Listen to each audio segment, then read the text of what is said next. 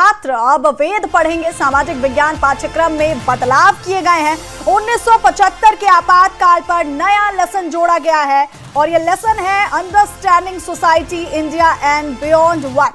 जुलाई से 9th class में 3 भाषाओं का आपको बता दें अध्ययन अनिवार्य होगा। एनसीईआरटी ने क्लास 9th के लिए नई सोशल साइंस की किताब understanding society India and beyond part 1 जारी की है, जिसमें पहली बार 1975 में लागू आपातकाल को पाठ्यक्रम में शामिल किया गया है। इस अध्याय में 25 जून 1975 को तत्कालीन प्रधानमंत्री इंदिरा गांधी की सलाह पर लगाए गए आपातकाल को भारतीय लोकतंत्र का सबसे विवादास्पद दौर बताया गया है। किताब में छात्रों को यह भी समझाया जाएगा कि आपातकाल क्या होता है और इसके कितने प्रकार होते हैं। साथ ही जेपी आंदोलन, बढ़ती महंगाई, राजनीतिक अस्थिरता और विपक्षी आंदोलनों को इसके प्रमुख कारणों के रूप में शामिल किया गया है। इस चैप्टर में इलाहाबाद हाई कोर्ट के उस फैसले का भी उल्लेख है जिसमें इंदिरा गांधी का चुनाव अमान्य घोषित कर दिया गया था। इसके अलावा जनवरी 1977 में चुनाव कराने की घोषणा और मार्च 1977 में आपातकाल समाप्त होने की जानकारी भी चैप्टर में दी गई है।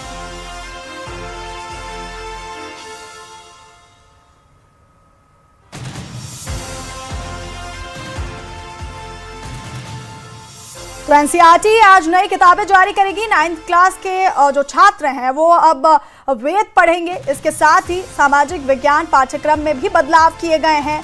1975 के आपातकाल पर नया लेसन जोड़ा गया है understanding society India and beyond 1। वहीं जुलाई से 9th क्लास में 3 भाषाओं का अध्ययन भी अब अनिवार्य होगा। तो एनसीईआरटी ने 9th क्लास के लिए नई सोशल साइंस की किताब understanding society India and beyond part 1 जारी की है, जिसमें पहली बार 1975 में लागू आपातकाल को पाठ्यक्रम में शामिल किया गया है। इस अध्याय में 25 जून 1975 को तत्कालीन प्रधानमंत्री इंदिरा गांधी की सलाह पर लगाए गए आपातकाल को भारतीय लोकतंत्र का सबसे विवादास्पद दौर बताया गया। के नीट की परीक्षा दिए, अच्छा परीक्षा हो गया है। जो लोग अव्यवस्था पैदा करना चाहते थे वो निराशा हुए। एनसीईआरटी ने सही किया है। इमरजेंसी जैसे काले कारनामे को देश को भविष्य के पीढ़ी जाने, पढ़े, समझे, ऐसे दोबारा स्थिति ना आए, इसलिए एनसीईआरटी ने उसको विषय में लाए। एनसीईआरटी ने अच्छा काम किया। मेरे हाथ में एक खास किताब है जो आज से मार्केट में दुकानों पर उपलब्ध है और इस किताब की बहुत ज़्यादा चर्चा भी हो रही है मार्केट में और राजनीतिक गलियारे में भी। इस किताब का नाम है understanding society India and beyond social science. ये टेक्स्ट बुक है 9th ग्रेड की पार्ट 1। और ख़ास बात यह है कि आज इमरजेंसी को 50 साल पूरे हो गए हैं। 1975 में आपातकाल लगा था देश में और आज 50 साल पूरे हो रहे हैं। अब मैं इसके पेज नंबर 155 पर जाता हूं। इसको लेकर ही राजनीतिक गलियारे में चर्चा इस समय जोरों पर है और 155 नंबर का जो पेज है इसमें आप देखिए कि क्या लिखा है। इमरजेंसी के बारे में पढ़ाया जा रहा है बच्चों को, यानी कि इस टेक्स्ट बुक में इमरजेंसी भी आपातकाल देश में 1975 में लागू हुआ उसके बारे में बच्चों को पढ़ाया जाएगा। 9th ग्रेड के जो बच्चे हैं, तमाम जो पॉलिटिकल पार्टी हैं और खास करके कांग्रेस की तरफ से, बीजेपी की तरफ से ये कहा जा रहा है, कुछ लोग कह रहे हैं, बीजेपी के लोग कह रहे हैं कि ये ज़रूरी है क्योंकि इतिहास को जानना भी बच्चों के लिए बहुत ज़रूरी है।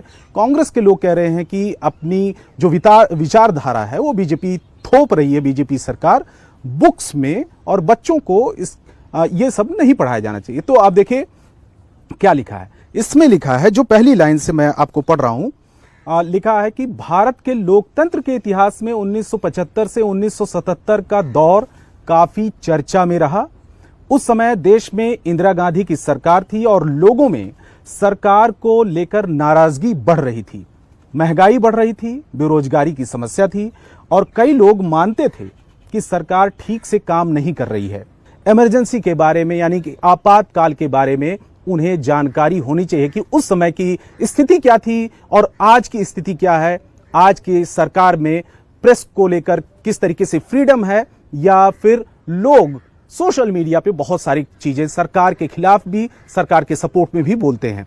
तो ये किताब इस समय बुक स्टोर पर उपलब्ध हो रही है और खास बात यह है कि इसी को लेकर ज्यादातर जो पॉलिटिकल पार्टियों की तरफ से बहुत सारे कमेंट आ रहे हैं, बहुत सारे सपोर्ट में बोल रहे हैं और बहुत सारे लोग इसके विरोध में बोल रहे हैं कि बच्चों को अपनी जो आइडियोलॉजी है वो नहीं थोपनी चाहिए।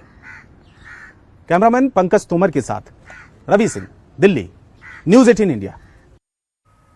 वहीं बीजेपी नेता रविशंकर प्रसाद ने भी आपातकाल को लेकर कांग्रेस पर निशाना साधा। रविशंकर प्रसाद ने कहा कि आज कुछ लोग संविधान हाथ में लेकर घूमते हैं, उन्हें यह बताना जरूरी है कि कैसे आपातकाल में संविधान को कुचला गया था। सिर्फ और सिर्फ लगाई गई इंदिरा गांधी की कुर्सी बचाने के लिए। पूरे विपक्ष के लोग गिरफ्तार कर लिए गए, मैं उसकी चर्चा करूंगा।